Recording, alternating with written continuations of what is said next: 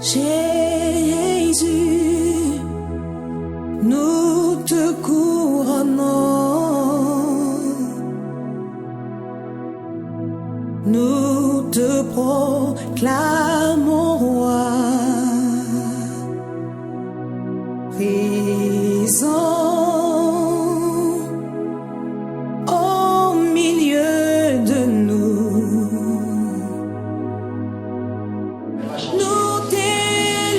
En général, quand je viens ici, je sens que c'est chaud. Voilà, en plus on est jeunes, donc on doit être chaud.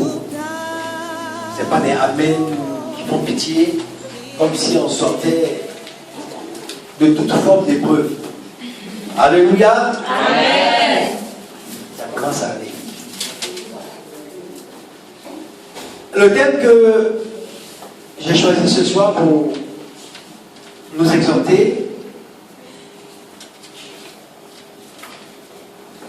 c'est une question que je pose en réalité. Pourquoi, sinon Dieu, est-ce que Dieu est silencieux? Dieu est-il silencieux?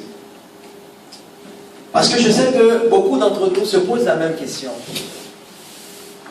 Je suis sûr d'une chose, c'est que nous prions tout le temps. Et nous avons l'impression que Dieu n'entend pas nos prières.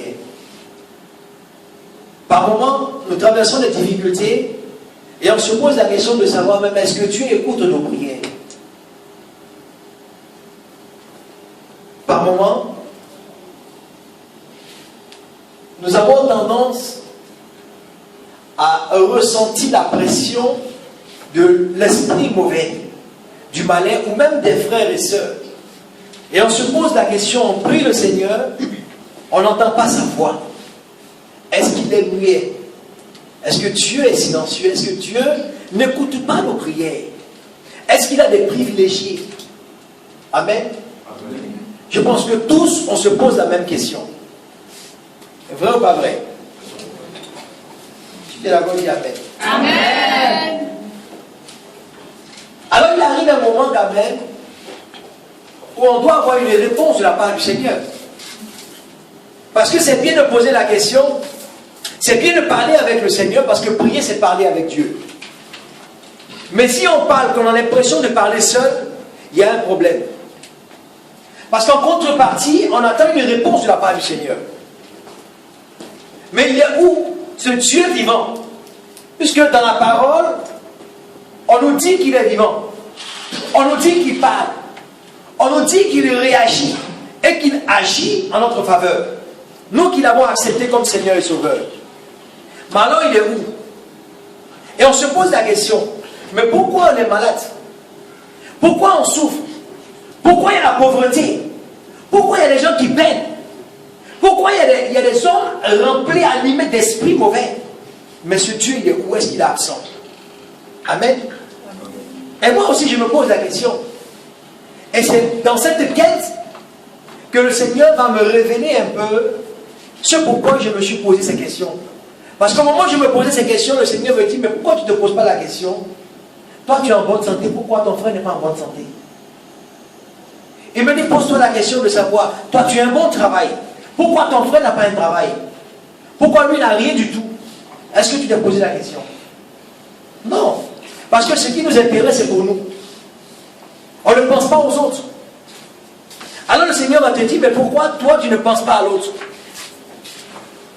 Si tu as pensé à l'autre, tu te poses la question de savoir pourquoi ce Dieu puissant, ce Dieu vivant ne réagit pas, alors il va réagir.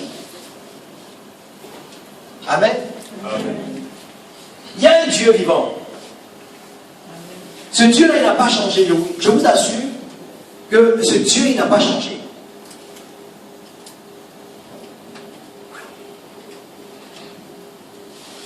Alléluia. Amen. J'aimerais savoir, et ça me tient à cœur, de savoir qui aujourd'hui dans l'assemblée ici est sûr d'une chose, c'est que Dieu ne l'écoute pas du tout. Il lève la main. Voilà, tu es comme je n'ai pas réfléchi. Non, mais je sais que ce n'est pas vrai.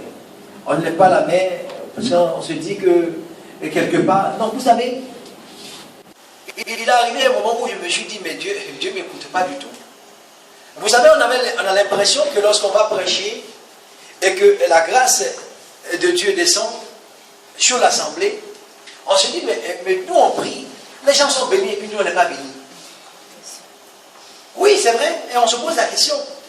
Mais attends, Seigneur, moi j'ai prêché, j'ai parlé en ton nom. Et puis j'ai vu des frères qui se sont levés, qui étaient très malades, qui se sont levés, qui ont commencé à marcher. Et moi je traîne une maladie, et depuis tu n'agis pas en ma faveur. Pourquoi? Pourquoi, Seigneur? Pourquoi les autres et pas moi? Et pourtant moi je fais ton œuvre. Mais est-ce que cette douleur que j'ai n'est pas une partie de la douleur de Christ à la croix? Est-ce que j'ai accepté de prendre la douleur de mon frère et de ma soeur?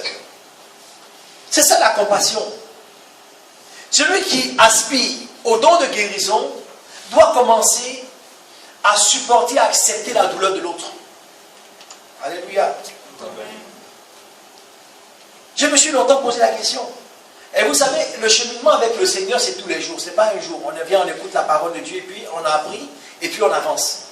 C'est tous les jours que tu vis une expérience avec le Seigneur.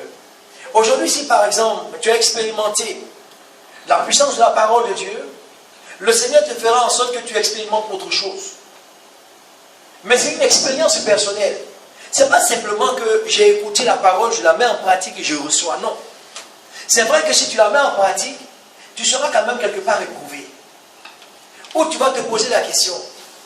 Pourquoi? Parce qu'à un moment de notre vie, le Seigneur veut nous montrer que nous sommes limités. Nous sommes trop limités. Vous voyez, il y a une différence entre Dieu et les hommes. Dieu, il est créateur, l'homme est procréateur. L'homme n'est pas créateur. Au début, quand vous prenez la Genèse, en chapitre 1, le verset 3, la Bible dit, Dieu dit. Quand Dieu dit, c'est-à-dire que Dieu parle. C'était un Dieu qui parlait. Et quand nous parcourons la Bible, nous voyons que tous les prophètes qui ont vécu dans l'Ancien Testament avaient une relation personnelle avec le Seigneur. Ils parlaient avec le Seigneur.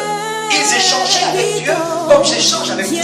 Jésus prendre la place de roi. Jésus